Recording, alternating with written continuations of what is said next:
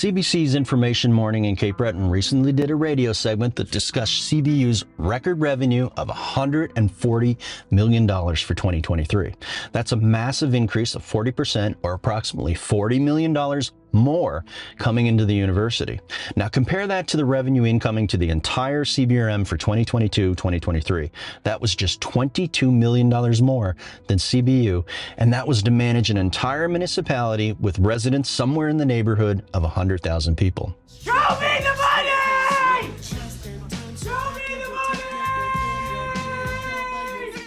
Hi, I'm Joe Ward of Boxer Shorts Media, and it was just a few days ago that I pointed out that what looks like liberal leanings from Mayor McDougal Merrill put her in a situation where she was blaming Tim Houston for the housing crisis here in the CBRM, as well as the struggling transit system that's seen 400% growth in usage resulting from the surge in CBU students. She's blaming Houston when these are actually unintended but predictable consequences that are the direct byproduct of CBU recruiting too many international students for the community to absorb.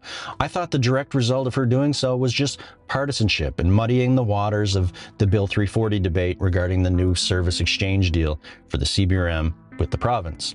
If we look only at the CBU financials, as CBC's Matthew Moore did with the interview, then CBU is an astronomical success. And I'm not going to even suggest for a moment that there aren't major economic benefits from their unprecedented growth, even with the housing crisis happening. But I'll tell you every day of the week that what I consider to be mismanagement of their growth during the pandemic, with double waves of students accepted to the university, has had a profoundly negative consequence for the CBRM. And our empathy must not only be for these students themselves who arrive on a new continent only to then pay unbelievable fees by our local standards to be jammed into a single bedroom with other students. We also have to be abundantly aware that our community, who widely understand our challenges with employment, income levels, child poverty, access to healthcare, and social ills, has to endure getting stacked on top of all that, a trend towards making housing not only scarce, but also far more expensive than ever before. There's not even a chance that our incomes have kept pace.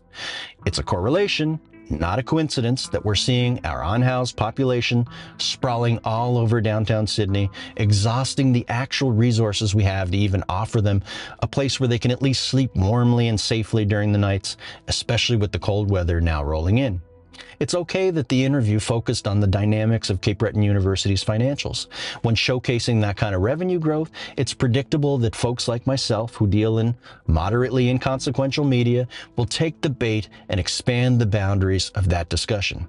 I just think that the CBC and all local media need to realize that the news can't possibly be that narrowly scoped. It's really impossible to discuss CBU's exploding revenue from international students without asking something about how it relates to the wider community. The housing crisis here is arguably a bigger issue than our healthcare crisis. Everyone needs a place to live all the time. Not everyone is sick all the time. When we don't need to access healthcare, it doesn't seem like it's as pressing of an issue.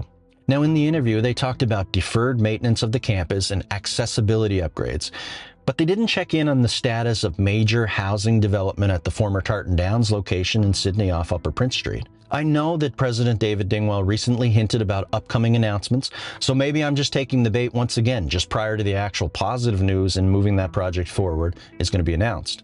So CBU definitely acknowledged that their expenses too are growing rapidly, and that matters. But the end result was a large windfall of incoming cash in excess of those expenses and putting them well into the green. Now, I'm glad they're talking about managing their growth and sustainability now and setting targets to lower student enrollment to around 7,000 in a few years.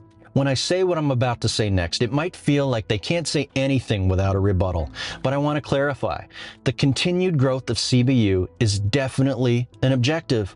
Why stop at 7,000 students? Let's go for 10,000. Let's go for 15,000.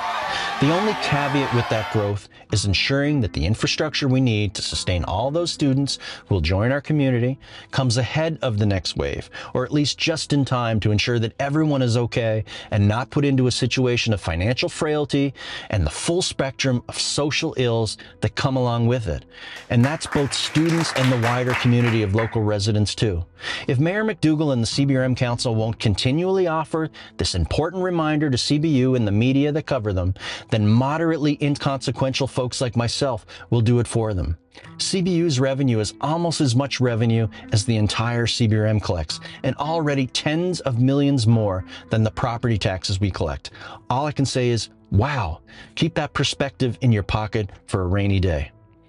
For all videos, subscribe to Boxer Shorts Media on your choice of YouTube or Facebook.